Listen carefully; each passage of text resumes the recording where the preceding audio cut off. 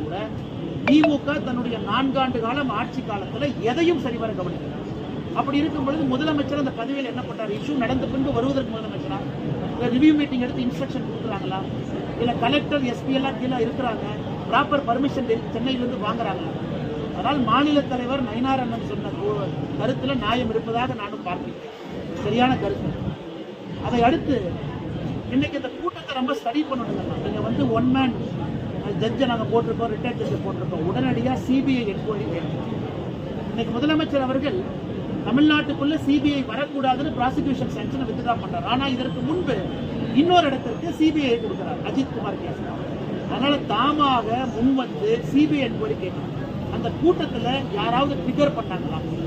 அந்த கூட்டத்தில் விஷக்கிருமிகள் யாராவது இந்த கிரௌடு ட்ரிகர் பண்ணாங்களா? ஆம்புலன்ஸ் எப்போ வந்துச்சு? லாட்டி சார்ஜ் காவல்துறை எதற்காக பண்ணாங்க? கரண்ட் எதுக்காக போச்சு?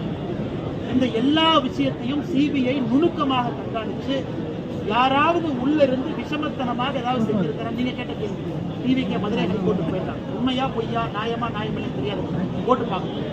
ஆனா என்னை பொறுத்தவரை எந்த சந்தேகத்திற்கும் இடம் கொடுக்காம சிபிஐ போன்ற ஒரு அமைப்பு யாராவது விஷயங்களை செருப்பு வீசுறாங்க. ஒரு கூட்டத்தில் ஒரு தலைவனை பார்க்க வரவங்க செருப்பு வீச மாட்டாங்க, வெளியால் தானே செருப்பு வீசணும். செருப்பு எப்படி வீசுறாங்க? ஏன் கரண்ட் கட்டாச்சு? இதெல்லாம் கூட சிபிஐ பண்ணி ஒரு என்கொயரி பண்ணி முதலும் கடைசியுமாக தமிழ்நாட்டில் வேலை.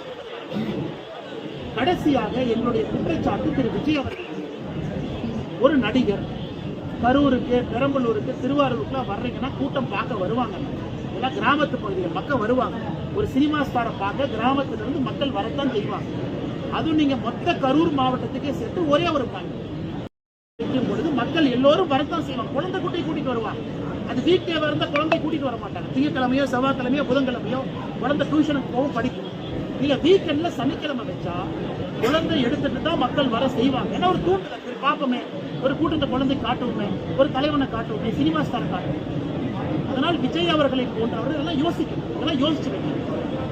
அவர் யாருமே எந்த ஒரு தலைவரும் என்னுடைய கூட்டத்தில் யாராச்சும் இறக்கணும்னு யாரும் வரமாட்டாங்க. விஜய்க்கும் அது போன்ற மனப்பான்மை கிடையாது. அவரும் மக்களை பார்க்கணும்னு ஆசையோட தான் வந்திருக்கணும், மக்களும் அவரை பார்க்கணும்னு ஆசையோட வந்திருக்கணும். அப்படி இருக்கும்பொழுது ஒரு தலைவனுடைய கடமை, நாம போறனால யாருக்காச்சும் உபத்திரம் ஆகுதா? நம்மகிட்ட அந்த அளவுக்கு லீடர்ஷிப் டீம் இருக்காங்களா?